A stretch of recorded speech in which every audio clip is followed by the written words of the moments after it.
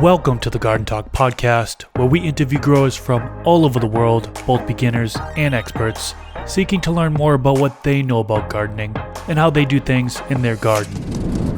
What's up, everybody? For those of you that don't know me, my name is Chris, aka Mr. Grow It, and you're tuned into the Garden Talk podcast. This is episode number 172. In this episode, I interview James Loud. He has been gardening for over 25 years and is a well-known breeder. He shares his perspective on what's missing in today's market and how he's addressing it through breeding disease-free genetics with unique terpene profiles. He talks about how he creates Fem Seeds, growing pollinated plants, environment, lighting, testing genetics prior to release, and more. If you want to see short clips of these podcast episodes, search Garden Talk Clips on YouTube. I also have a gardening channel where I show the plants that I grow. Both of those channels will be linked down in the YouTube description section below. One of my goals for this podcast is to bring free information about gardening to the general public. That being said, I'd like to thank the sponsors of today's episode who helped make that goal possible. Thanks to AC Infinity for sponsoring this episode. Check out their all-in-one pH pen, which measures pH, EC, TDS, and temperature. The sensor probe is replaceable, and it comes with storage solution and calibration solutions.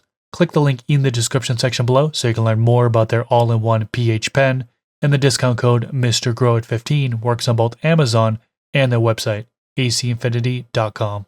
Stash Blend. Several additives in one blend, so you no longer have to buy individual bottles. Check it out at stashblend.com, link in the description section below, and use the discount code THESTASH. Mars Hydro. Check out their upgraded FC and FCE series of LED grow lights. The FC series lights have Samsung LM301H diodes, and the FCE series have Bridgelux diodes. There is also improved light uniformity, and you can control directly from the light or via the smart app. Also, check out their iTime 2-in-1 smart timer, which is digital and can be controlled through your mobile phone. Go to their website at mars-hydro.com. I'll link it in the description section below, and you can use discount code MrGrowIt. And we are back, and I'm joined with James Loud. How you doing today? Doing great. How are you doing? Good, man. Thanks for coming on to the podcast today. It's an honor to have you on here today. I have your book, and I must say, this is my go-to book for breeding. Ever since I got it early 2024, which I believe is shortly after it came out. To be honest, I haven't read through the entire thing yet, but I've read through a good amount of it. And it is definitely a reference guide. Anytime somebody has a question on breeding or anything, I always kind of cross-reference with your book. It's definitely, in my opinion, the best book on breeding right now, and I recommend it to everybody. So thanks so much for your contributions there. Absolutely. Thank you. Yeah, it was a labor of love, and it's a much bigger project than myself. I mean, like literally it was 5 years in the making. When I originally was going to write a breeding book, it was going to be like 32,000 words, and I think there's 115,000 total. And there's over 20 contributors to the book. We had two people with illustrations, 2 photographers. We had multiple editors, someone that did the layout. It's just taking on a book is pretty wild. If I knew what was involved when I started, I may have not done it.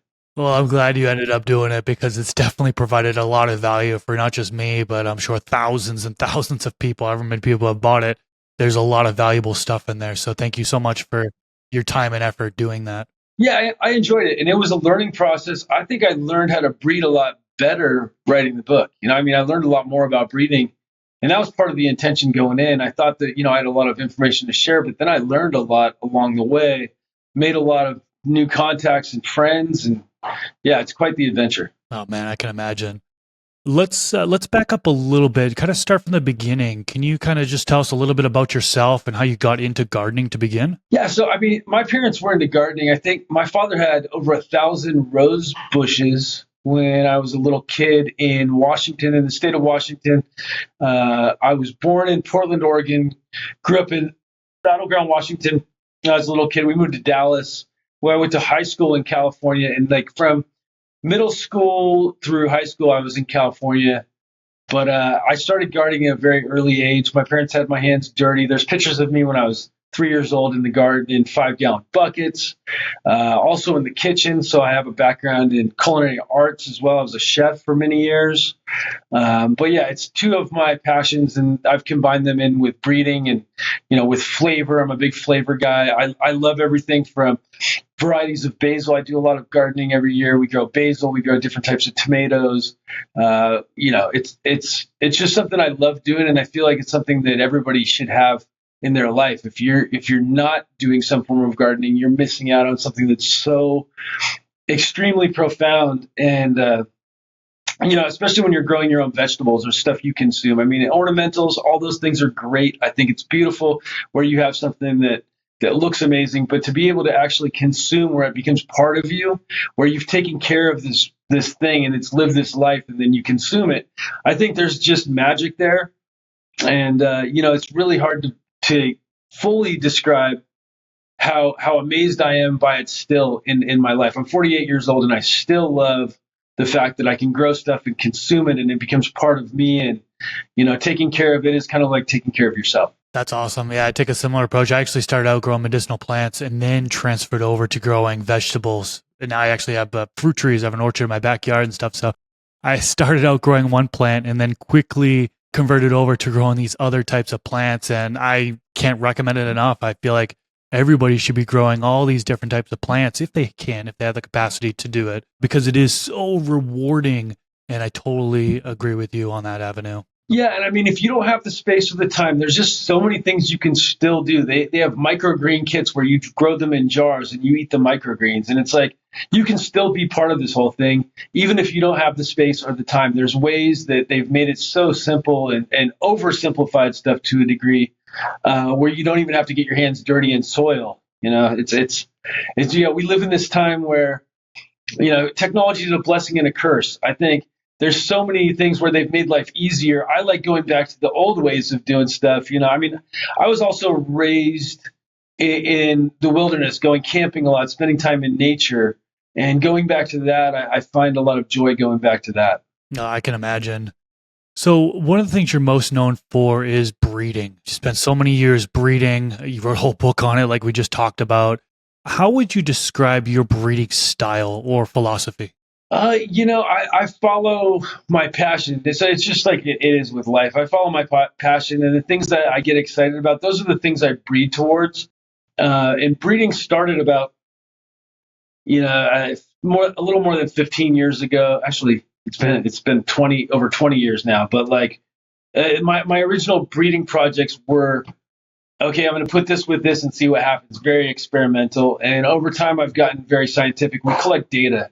And a lot of what we do is collecting data points. And so we're taking all these data points and trying to breed more vigor into the plant with better structure that has amazing flavor and amazing effect. And really, my friend passed away last year. I talk about it in a lot of my podcasts. And he got me back to the medicinal side. Like, what are you really breeding for? Are you breeding for the way it tastes, or do you breed for the effect? And I think the effect is so subjective to the individual, whereas flavor is pretty even across the board. We can all agree on a lot of things regarding flavor, not necessarily quality, but just straight flavor. Whereas effect is so subjective to the individual. One person, it might make them feel a certain way. The next person, it might make them feel another way. And so I'm trying to breed something for everybody too. We do autoflower varieties that are, day neutral autoflowers. Basically, they flower at a certain point. They finish from seed in typically 60 to 75 days.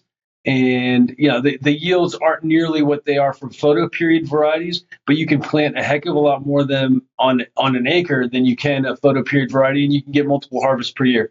So I see myself as somebody who's trying to do something for everybody. I do commercial viable stuff as well as stuff that is just exciting because it tastes amazing or makes you feel a certain way. That's awesome. I wasn't aware that you did autoflowers. That's pretty cool, and that's really fast. That timeline you say, that's extremely fast.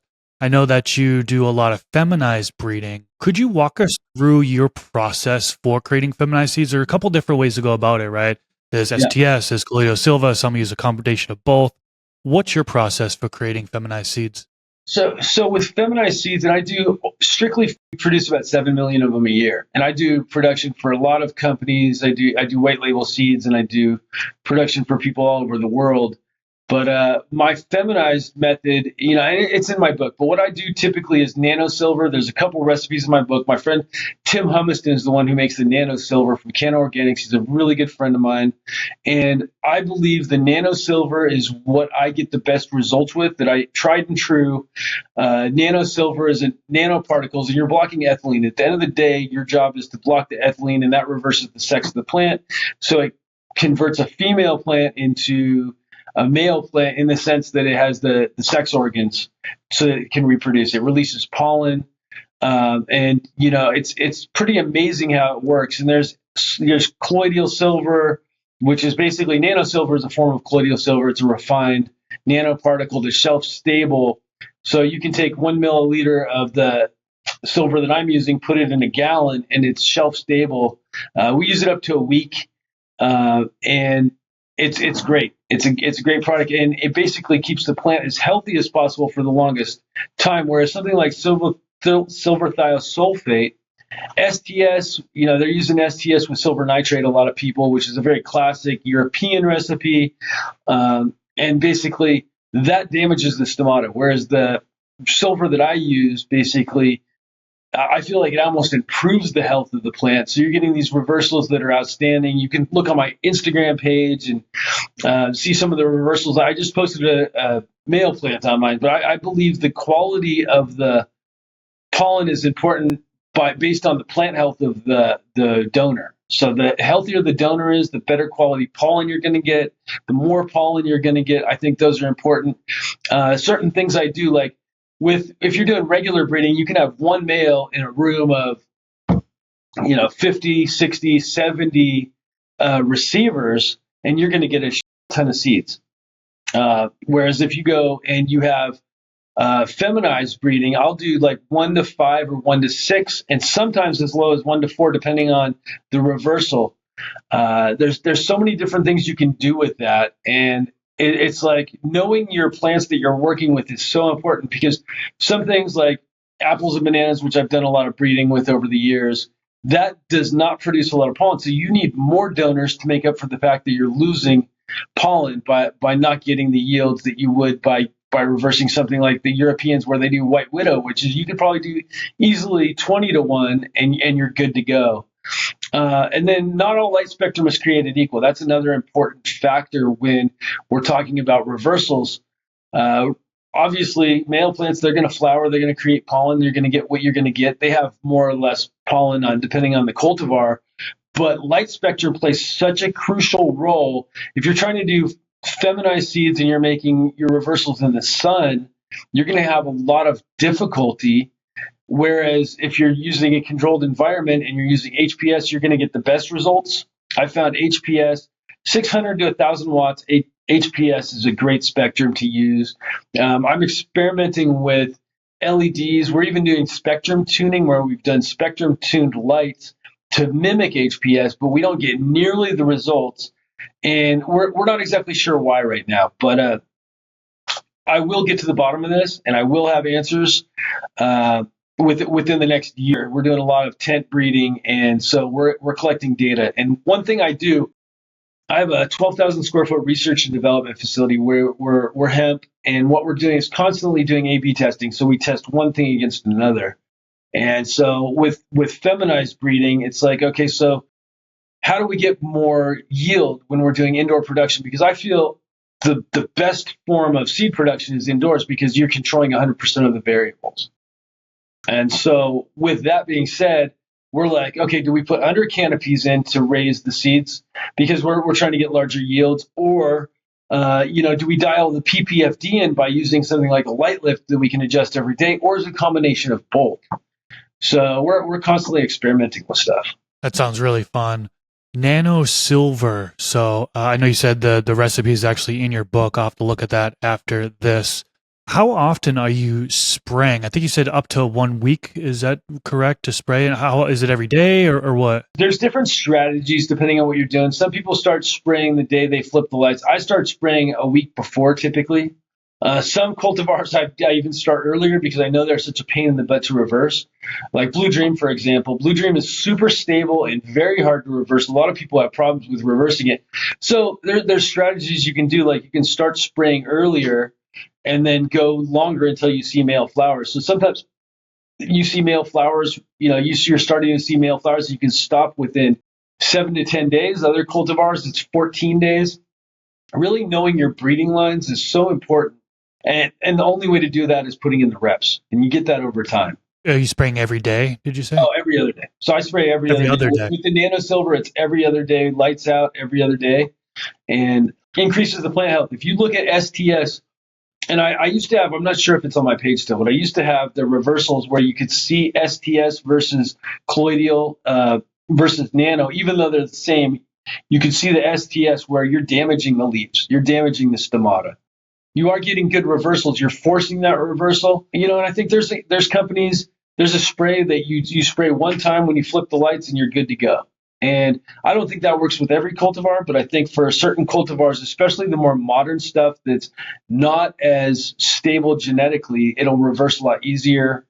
And then stuff that's also sexually less stable, which are two different things. You can have something that's more homozygous and less heterozygous that's very stable, right? But then there's also genetic stability, there's also stability within the sex where, and you can kind of see this where you get intersex trait expression. And sometimes that happens if it's a really young plant, and then they can outgrow it. And sometimes that sexual stability might happen later on, where you have a second or third clonal generation, then all of a sudden you're starting to see intersex expression. That's interesting. Yeah, feminized breeding is something that's really brand new to me. I've done one cross, but I've been doing inbreeding. So I actually started in 2019. I did a cross of Brisk G cross with Pakistan Valley. And over the years, I've just been kind of working that line, and I'm actually down to F4s now. And what I've been told by some other folks is that now's a great time to experiment with feminized breeding. If I take the F4, I could potentially reverse it and then create feminized seeds. So yeah, a lot of this information you're telling me is definitely helpful for me. So I really appreciate it. Well, and so one thing you're doing with the F4, now that you've taken it to F4 and you're trying to basically, what you're trying to do is achieve in seed is one expression across the board where you want something that when you pop a seed, you get the same plant expressing. You're not getting a bunch of phenotypical variation. And one thing you can do with that, there's several different ways you can do that to achieve your goals, but like basically selfing and finding your basically your selection where it's like, okay, this is what I really love. And this has all the traits that I'm looking for. It checks the boxes for the things that I'm looking for. You reverse that, put it on itself, right? And instead of doing inbreeding like regular breeding where you're taking two things, you're like, okay, this plus this, you're basically taking the same thing, putting it on itself. So you're basically segregating those genes. And when you're doing that, you're basically achieving that true F1 a lot faster. You're going to be able to take that to a F1 that it basically expresses across the board. Sorry, I apologize.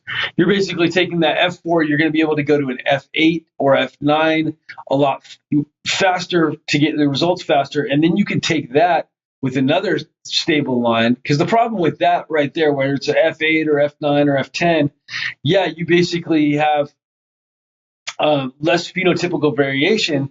But as far as you lose your vigor, you lose a lot of the qualities that make plants great, And so, that's one strategy where you take this, but then you basically want to take something else and that's genetically different, cross those together to get an F1. And if you have a true F1, it's going to express the same thing across the board. So you're going to get the same expression. But with a lot of these plants, these medical plants, you're not working with true F1s. There's a lot of phenotypical variation because they're not breeding F1s. They call them F1s, but in reality, a lot of stuff they're doing has phenotypical variation, and they're crossing these hybrids together to get these things that they're calling F1s, and really it's not a true F1. Yeah, that's interesting. And so when you're talking about self-pollinating the plant, Yeah. Are you going into it where you're taking this plant, you're reversing it, and then you're actually pollinating itself, or did you take a clone of that plant and then you're pollinating I that would take a clone? clone. I would take a Okay. clone. Yeah, I mean that's the best way to do it, in my opinion. Yeah, and there's some people you can spray, but there's actually silver that you can water with that I've heard will reverse the plants. Now there were some people are doing it's systemic, and so they're actually reversing it by watering in their solution. But yeah, I mean typically, I mean there's you can spray half a plant. You can use uh, all kinds of different methods. But I think taking one and then taking a clone and putting it on a clone, and it's like, and then also in that project, you can be doing back crossing, you can be doing all kinds of other stuff. You can do sib breeding along with that breeding that you're doing right there, where you're taking not only selfing, but then you're breeding with, inbreeding on it with another plant that's in the same progeny. So many different ways to go about it, and that's I think one of the things that makes it so exciting is you can go different avenues and get some really good results going different ways. So yeah, that's really cool. Yeah, I mean, you could even, there's so many different breeding strategies, and some of them are in the book. And it's like you can basically start out in a place in the beginning where you have an idea of what you want to get, and you want something with vigor in the end. So basically what you do is you do two separate lines, right, from the same thing where they're genetically slightly different, right? Because your starting material is the same, but through segregation, you've created two separate lines of things that check the boxes. Now, once you stabilize those, you can then cross them together and get some form of heterosis. Oh, interesting. Okay, good to know. I want to get into phenohunting a little bit. Arguably, is one of the most important things you're doing is before you're actually breeding with a plant. Well, you're hunting through a population to find those traits that you're looking for. Sure. Now, some people call it genohunting, phenohunting, genohunting. My question is, what type of stress testing do you perform during a phenohunt? Well, I think stress is important. Some people stress them out from the very beginning when they're doing their selections, and I think it's important to grow your plants. In my opinion, you to be able to phenohunt. I mean, I think we need to take a step back first and look at like what that actually means. I mean, phenohunting. People say genohunting. Well, geno is like the genes inside the plant, and so phenotypes. We're observing phenotypes. If you're testing the genes and you're looking for specific traits, maybe you could call it genohunting because you're stupid. But really, phenostudy or variety testing, I think, would be the two proper terminologies used for what you're referring to. And you're looking at a phenotype that's affected by nutrition and environment, right? So what you want to do is you want to be able to grow well enough to be able to make those plants to express to their maximum capability. Right. And so in an indoor environment, you can really have everything perfect, grow these things and go, okay, well, this does this is this is that. We're looking at all these different expressions and then go into stress testing. I don't do stress testing right away. And some people are like, well, I want to skip that step. I also don't do phenohunting from clone or from seed. Sorry. I do phenohunting from clones. So we take the first clonal generation and that's what we start hunting from. And then the next clonal generation is what we do the next round. And we do it multiple times because you get different expressions. There's this sexual stability that occurs over multiple generations of clones that changes from one to the next. Now, the one exception is if I'm selling seeds for somebody outdoors, right? So like if I'm selling you seeds where I expect you to buy 5,000 of them and you're planting acres, now we will test those outdoors in an environment. But if I'm basically looking for breeding stock or I'm looking for stuff that's going to go as sold as a clone to an indoor cultivator, I'm going to test that indoors. I'm going to breed that indoors. But I'm not going to grow from seed because basically it defeats the whole purpose. What I see in that seed run is not necessarily what I'm going to get. And I don't want to see what I can't have. That's the other thing is like I see this thing and I'm so stuck. This is amazing. Oh my God, this is beautiful. And then we take a clone off of it, we grow it again, and all of a sudden it's like, what's that? That's not the same thing that we saw last time. And this thing that was ugly, man, this thing is way better. And so I just skip that whole part. We basically grow the seed starts up, we clone those seed starts, we start from clone, and then we look for what's special. stress testing occurs typically after that. Like we'll do multiple rounds. So like the second round, we may induce some more stress. You can do temperatures. We're not doing too much light stress, but temperature swings, humidity. You can play with all that stuff. If you're coastal, you can really play with humidity, especially because there's so much botrytis, powdery mildew, fungal pathogens. The guys have an advantage that are very coastal because they can tell what's resistant to these things like powdery mildew and botrytis. I was going to ask you about breeding for disease resistance. I mean, how do you actually go about that? Is it all just visual, increasing the humidity in the grow space and then saying, oh, okay, there's no bud rot, there's no powdery mildew, this is disease resistance? Or is there some sort of testing that can be done to ensure that it is disease resistant?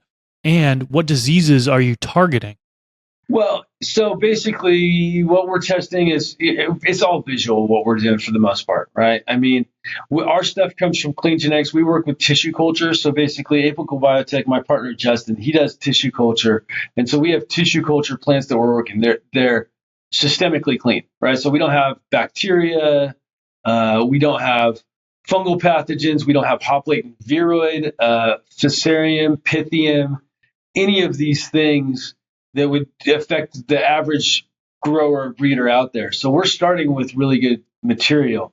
How we do some of these tests is I give them to other cultivators and I ask them, okay, well, what did you get on a scale of 1 to 10? Was it, completely, annihilated by powdery mildew or by botrytis? Like some guys, especially outdoors, I give them some stuff and it's like, okay, on a scale of 1 to 10, what did it have? A lot of botrytis? Did it have a little bit of botrytis? Did it have a tiny little bit of botrytis, but it didn't affect anything? Because there's ranges. It's not like it's either on or off. It's not one of those things.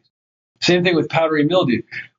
Was there powdery mildew in the room and you saw a little bit of it, or was it completely covering the plant and you had to throw the plant away?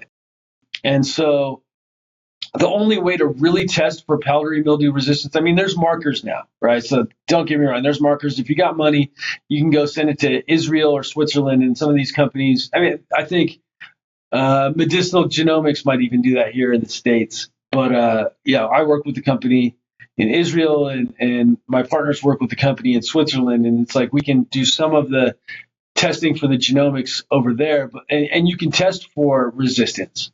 So there's that, but really what we've done traditionally is very, very visual and a very hands-on approach. Okay. It makes me wonder what 10 years from now looks like, right? I mean, if you got to send samples to Israel in order to get that, I mean, it's got to be available in the States sooner or later, right? So it'll be exciting to see when it does. So certain companies, and if you have money, it's available in the United States. Just expensive. Yeah, okay. It's just all these things are expensive. Right. We can even do sex testing. You want to know if your plant is male or female? It's $10 a plant. There's a bunch of people. You can even Google it, plant sex testing, and it's going to pop up, and they'll be able to tell you from a leaf sample whether your plant is male or female. And that's super helpful. Yeah, it's something I've been doing for years. I mean, even me as a small home grower, I mean, it's so awesome to just be able to send in some samples as their seedlings, and then being able to kill off the males that, if I don't want them, kill off the males before the plant is even 14 days old. So it's really beneficial DNA sex testing. Yeah, but you can also just flip your lights for 48 hours, total darkness, and then go back to it, and then your plants are going to express as long as your seed starts are at least like 4 weeks old. So 4 week mark. Good to know. Yeah, 4 weeks, and then you can flip it, and you're like, okay, well, these are the males, these are the females. Because you can clone males just like you can clone females. I've done it before, and I made a bunch of seeds on accident. I want to get into pollinated plants. I feel like this is something that we don't really talk about enough. You've pollinated a plant. How do you go about treating this plant? Now we can break down one by one. Stress factors. Are you doing any sort of, like during a breeding run, when the plants are pollinated, are you focusing on keeping the plants healthy throughout the entire growth cycle, or are you initiating some stress factors in the plant? Well, no, I'm trying to keep the plant as healthy as possible. Now, if we take a step back and we look, okay, if we're making seeds, what are seeds actually made of? They're mostly nitrogen, right? So you're going to want to increase the amount of nitrogen you're feeding. And typically, I think some people are like, oh, seeds are done in 4 weeks, you're good. You harvest them, you're good to go. I think keeping them on the plant as long as possible, as long as the plant is still healthy, go for it. I use additional nitrogen throughout. I use Alpha Fish from Greenstone is a product. It's super stinky, but it works great. And we add that in starting week 5 and run it through. I can't remember the dose that we're using, but basically we use the Alpha Fish. It's really stinky, but it's high in nitrogen, keeps your plants longer, and you're going to get darker, happier, healthier seeds. I feel like you get more even seeds using it, and the longer you go, the darker the seeds get typically. Like some guys, you see light seeds, and even some of my seeds, you see light seeds. That's probably because I didn't go quite as long as I would have liked to necessarily. The other thing with even seeds, just a tip for you guys, if you have a shorter window of pollination, you're going to get more even seeds where you're going to get less light and dark seeds where they're going to be one even color. So if you can keep your pollination window to a day or to 4 days at the most, you're going to get a lot better results than if you're leaving those males or donors in the room with your plants for the entire life or for like 3 weeks. And I see a lot of guys do that where they reverse way more than they need. They'll dry them out and hang them. And there's redundancies because when you're making seeds, those rooms cost a lot of money. So you want to have backups. So some people will take and reverse way more than they need. They'll kill the plants, half of the plants, put them upside down so the pollen really drops on all the plants. Other people collect pollen in advance, which is one of the things I like doing, using lots of desiccants, keeping it cold. Redundancies are always good when you're breeding because not all reversals work too. So if you've never reversed that plant, you may want to experiment first and see how it reverses instead of just diving in and planning on it working. What percentage of plants would you say is successful when it comes to reversing? And are there any phenos where you just, no matter what you do to it, you can't get it to reverse? Sure. I think Mac 1 is one of those ones. And I think Philo's discovered that the Mac 1 was a natural partial triploid. And SFV is another one. That's another one that's really hard to reverse. Like no matter what you do, you can get it to have the male pods. So you'll have male sex organs, but as far as getting it to dump pollen, you'll actually have certain ones you can get them to create that. Then you've got to actually take them, dry it out, put it in a screen, sift out the pollen, collect the pollen, and apply it. There's ways you can do it like that, but some things are just really hard to reverse. And the more stable genetically it is, so the more homozygous it is, the harder it is to reverse. Like Blue Dream, the reason it's so hard to reverse is because it's very, very, very stable. But it also creates very, very, very stable feminized seeds when you breed with it. One more tip on Blue Dream. Just because your strain is, or your genetic, your cultivar, whatever you want to call it, just because that cultivar is called Blue Dream, doesn't mean that it's necessarily the same Blue Dream as the next person has. There's so many discrepancies with genetics where things are genetically different, or they're S1s, or they're bag seeds of sour diesel, or bag seeds of Blue Dream.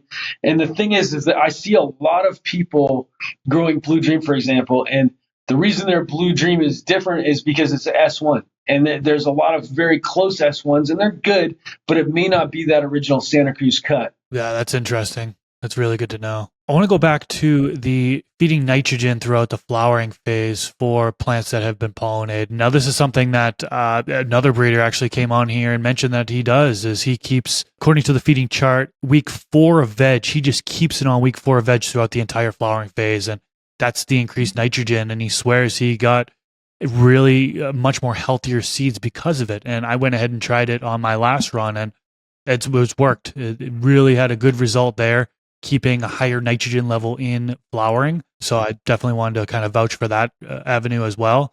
What nutrient lineup do you use? Because I'm a research and development facility, we experiment with everything. So right now I'm using United, but I've used Cutting Edge. I've used Canna in the past. I used to, my original mix was Flora Nova, which is organic line that's from GH, and I used to use that with Botanicare. I had 19 inputs in my recipe. Now we keep it real simple. But yeah, there's so many good recipes out there, and there's so many good nutrient lines. I mean, I've used Athena in the past and got good results, but the problem is some of these, they give you the same flavor. But yeah, with seed production and as far as breeding, I don't flush.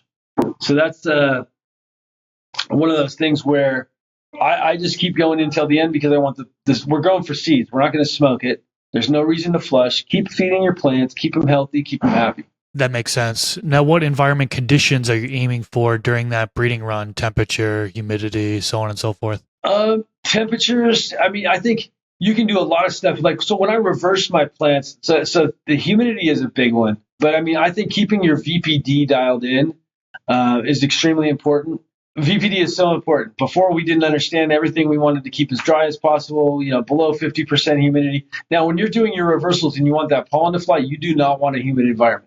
The drier it is when you're doing your pollination in that pollen window where your donors are just dumping pollen and your receivers are accepting them, the drier it is, the more the pollen's going to fly. But anywhere like that 75 to 84 range is great. And then, keeping your VPD in veg doesn't matter as much as like when you're in flower. But yeah, around one. I can look at my chart right now, but I actually on a normal run, I usually do 1.2 to 1.5 kPa in flower. I'm not sure if it would vary from that on a breeding run. I would say that's what you want to do in breeding, and the only time you want to change your VPD and throw that off is when you're pollinating, because the drier it is, the better that pollen is going to fly. The more humid it is, obviously, it's going to make the air more dense, and even though it's invisible, there's actually moisture in the air that's going to prevent that pollen from attaching, because pollen's magnetic, right? So it's attracted. It's wind pollinated, but there is magnetism where that pollen. That it's funny because that one pollen fucking piece attaches to the female and then basically goes down. It's pretty amazing that this one grain of pollen, and can pollinate a whole plant. And then even I've done regular breeding projects where it's like I have one donor and I made 300,000 seeds from one donor.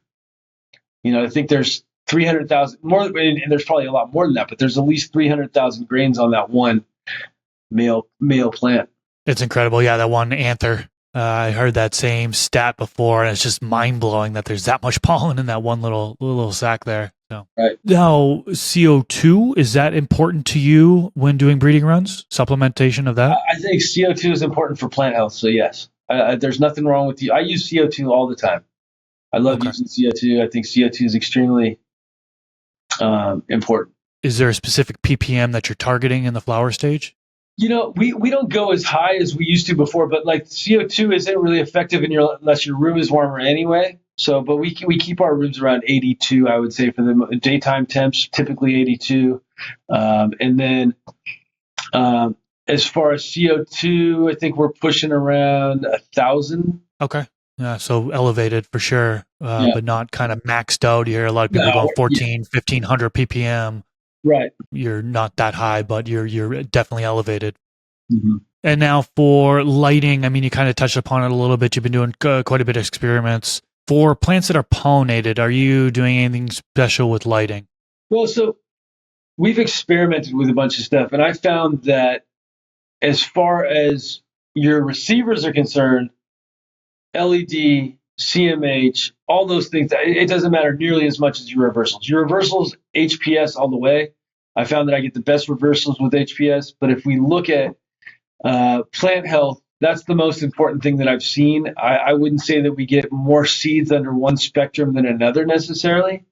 And I think there's some experimenting that we still need to do. I think that we don't have conclusive evidence that says anything about that. All I've seen is that my plant health has been great under both spectrums. Reversals, on the other hand, have not been great. Got it. Okay, so you've created seeds. One of the things I want to ask you about is testing seeds prior to release. What do you typically do? Are you just testing in-house, or do you have like a team of testers externally that you send to and have them test? And how do you know, like, okay, this is good to go, we're ready to release to the public? We do 300 outcrosses a year roughly, and we probably release less than 30 of that, like less than 10%. We do testing in-house. I have stuff that I'm like specifically looking for, and then I have stuff that I'm like, the market's not ready for this. We'll save this for a later time. But as far as testing, what we do is we do in-house, plus we give them out to, we have a bunch of people that buy our seeds every year. We have farms we work with. House of Cultivar in Washington, Canna Organics are good friends of mine. We have a lot of guys in California that are interested in experimenting with different seeds and finding winners. And then we have a lot of home growers that we give seeds to, and they pop them and let us know how they do. Okay, so pretty straightforward there. And how do you determine what percentage of what type of feedback comes back, or a percentage of feedback comes back where you're like, okay, this isn't going to work. We shouldn't release this to the public. It just depends. So there's some stuff, I'll be honest. If it has intersex traits, a lot of times we'll put it on the website and release it if it's still really special. Mike from Exotic Genetics, bless his heart, he changed my mind. For the longest time, I was like, I'm never releasing stuff that harms. That's just not me. That's not who I am. And I think that that's bad if it has intersex traits, that it's something we need to breed out of the populations. But I was talking to Mike about it because I was very firm on my stance. And Mike is like, dude, you need to mellow out.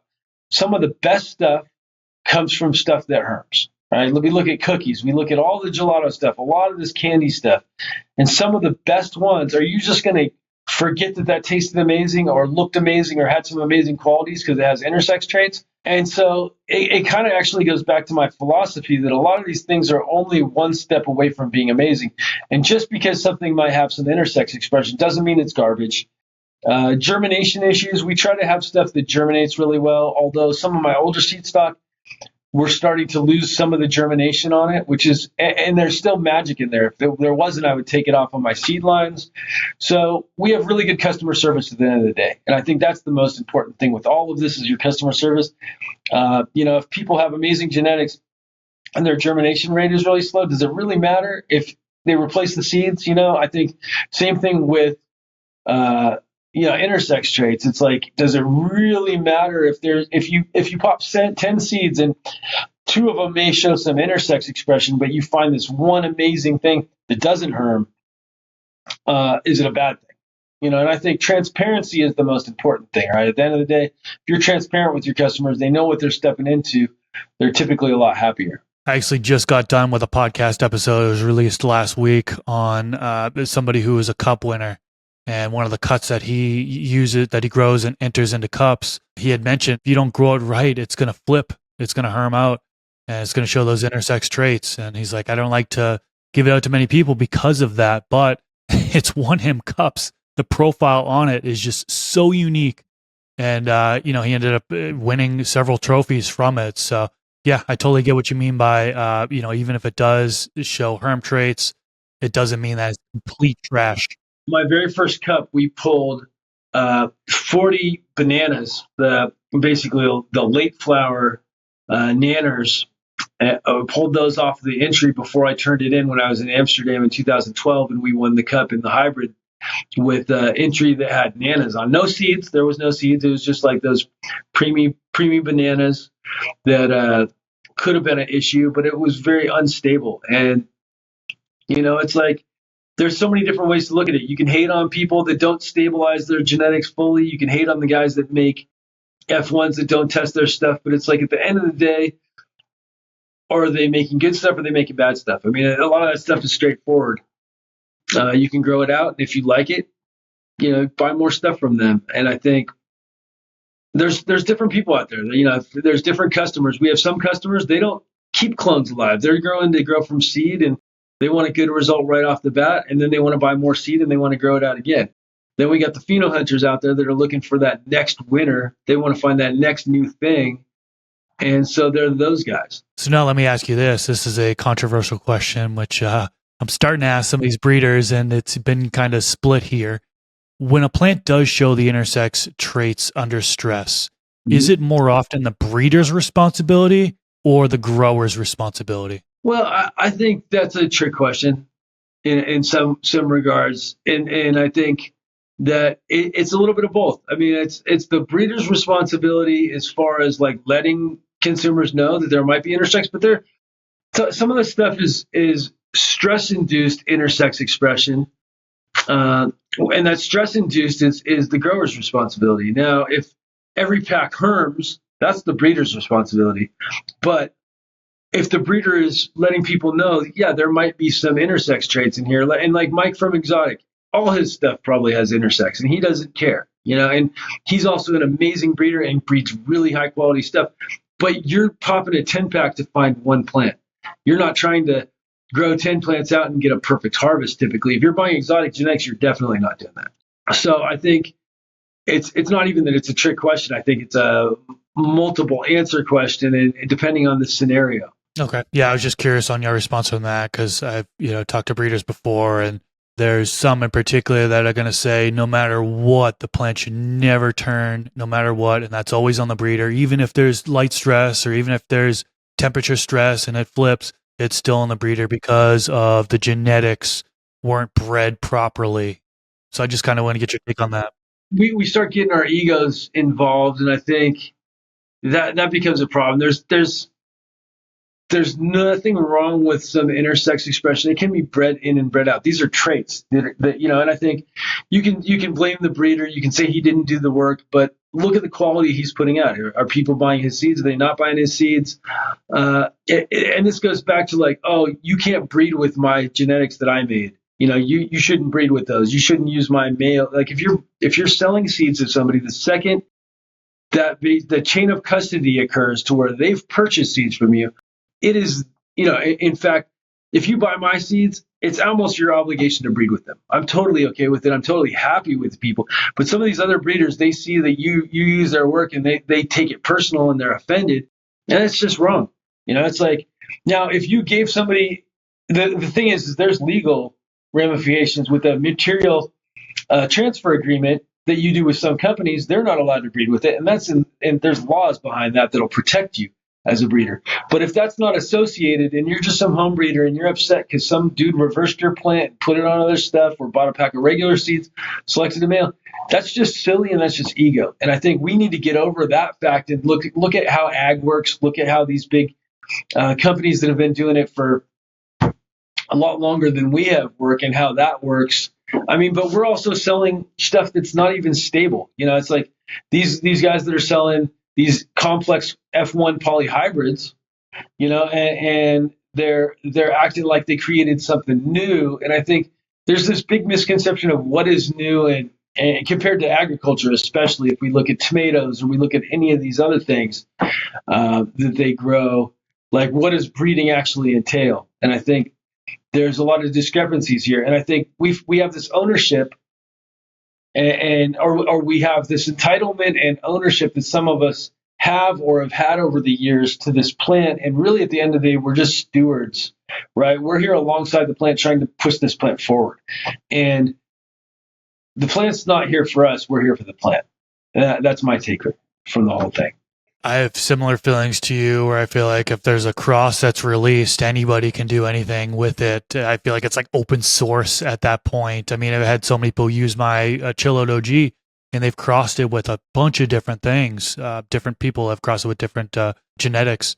And I just feel so honored that I'm part of it in some way. And they're excited because they're able to take that and potentially get something better out of it. So I look at it as a big win personally. So yeah, I definitely think that open source, genetic, anything that's released, anybody can use it. I feel like, in my personal opinion. I wrote a whole book and it doesn't have any secrets in there. Like I'm not holding anything back. This is everything.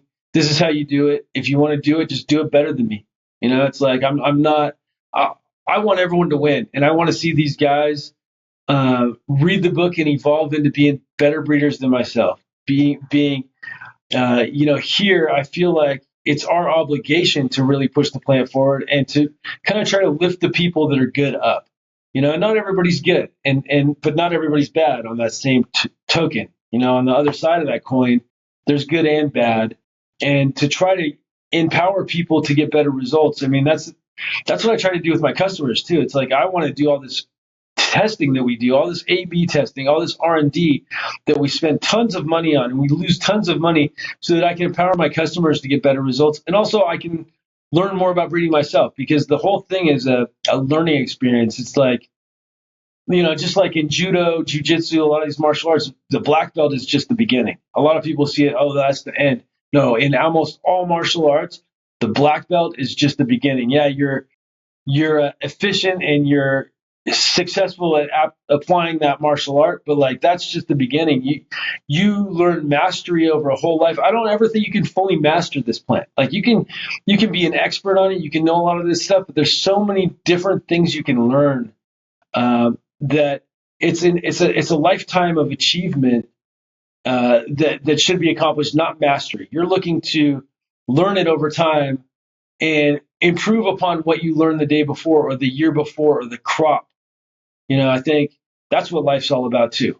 So, and you can apply it to so many different things. Science hasn't uncovered everything that there is to know about this plant, so we can't know everything about it if we can't know what we don't know. The needle's constantly moving, and what people like is constantly moving, and what's possible genetically.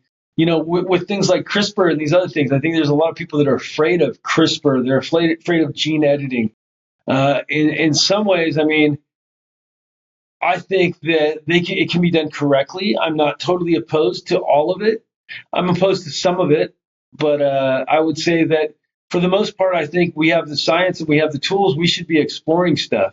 I think we should be exploring stuff safely and with people who know people that know what they're doing. Absolutely.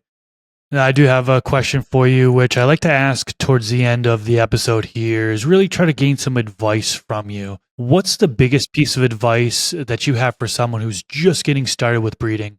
Learn how to grow really well. Forget about the whole breeding. In the beginning, the most important thing, I mean, everyone sees these seed guys and these breeders. Like there's this celebrity thing around breeders and about guys in the industry. But what you really want to do is be passionate. And if you're passionate, learn how to grow really, really well so you can make the plant express. If you can't do that, you're basically going into a seed production, not even breeding. You're crossing and you're making seeds, and that's great. You might even be able to make some money doing that. But if you're not able to do the selection process where you're finding those new winners, you're not doing the real work, and you can't do that unless you can cultivate really, really well. That's some good advice. Another thing I like to ask folks is talking about top genetics. I'd like to know, what are the top 3 genetics that come to your mind that you've grown, and what stood out from each of them?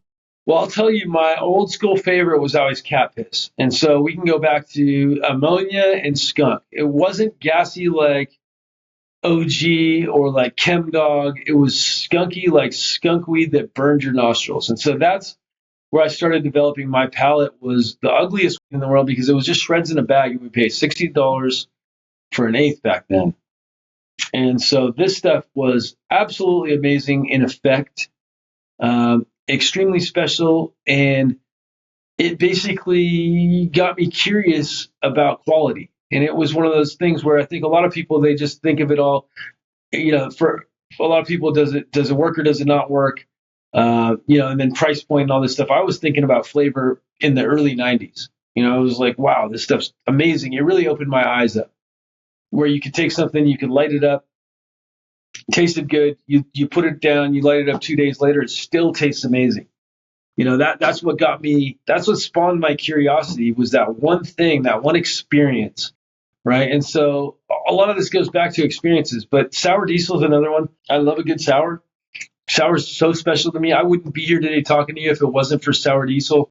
My partners back in the day on Loud Mountain grew sour. My name is James Loud.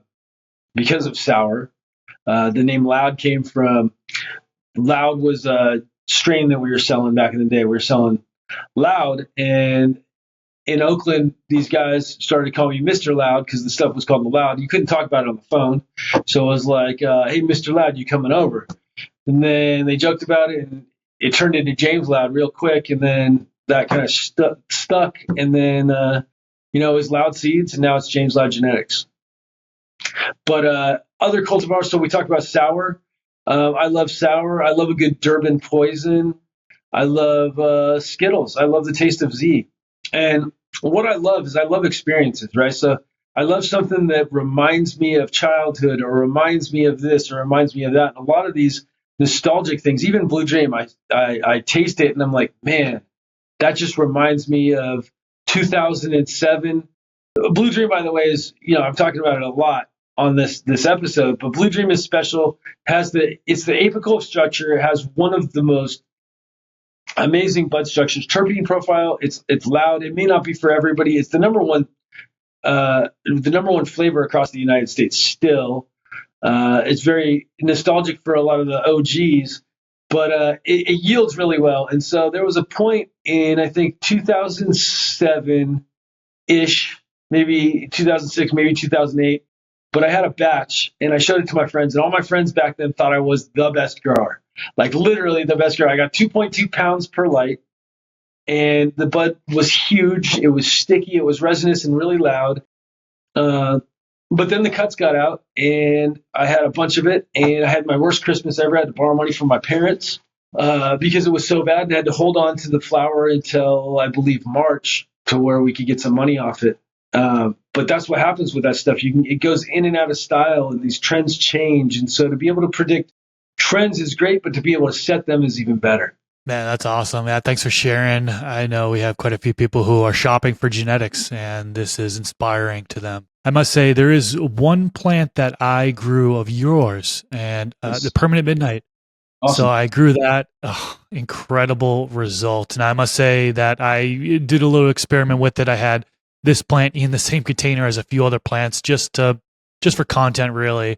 And I need to take this and grow it out in its own container to really see how this thing expresses itself. But I loved it. I had my friend Rob from CLTV, Pigeons 420. All of us really, really loved it. Ended up being our favorite for the weekend I brought it out at one time when we were all linked up. But yeah, definitely a top one. The other one I have that's yours, but I haven't grown yet, is the Loud Candy Cream. So I'm looking forward to that one. Awesome.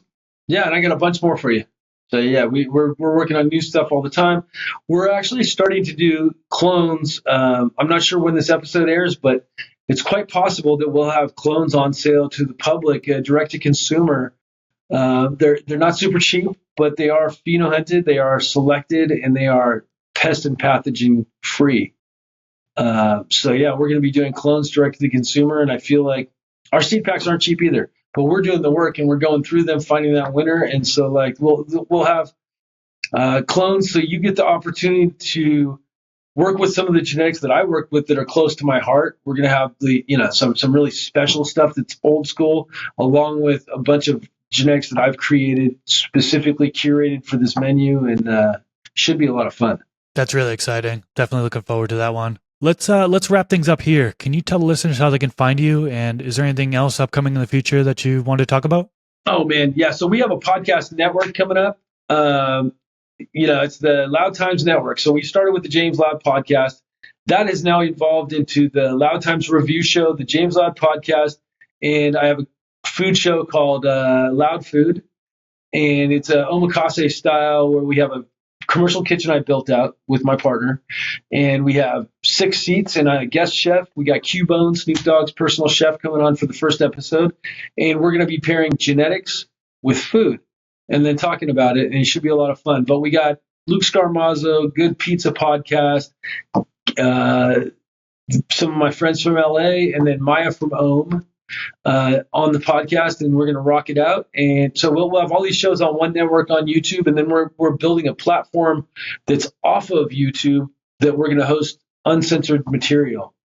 And so that should be a lot of fun. But yeah, to answer your question fully, you can find me James Loud at Instagram, James Loud Podcast at Instagram, Loud Times Network at Instagram, JamesLoudGenetics.com if you're looking for seeds or books. You can find them on our website or on Amazon.com. All right. And this podcast is posted on YouTube. I'll put your YouTube channel in the description section below so people can easily get to it. Definitely want to give a shout out to the folks on Patreon, patreon.com/MrGrowit. 100% of what is donated through Patreon goes right back into the podcast. The folks that are being scrolled on the screen right now are in the producer tier. Special thanks to you for your contributions. James, thanks so much for coming on to the podcast. This has been awesome, man. You're somebody who I've been wanting to have on this podcast for a very long time. Took us a little while to get it scheduled in and done, but we did it. And I'm so thankful for your time today and spilling your knowledge to us. It's been valuable for not only me, but I'm sure my audience as well. So thanks so much. Absolutely. Thanks for having me. Peace out, everyone. Catch you in the next episode.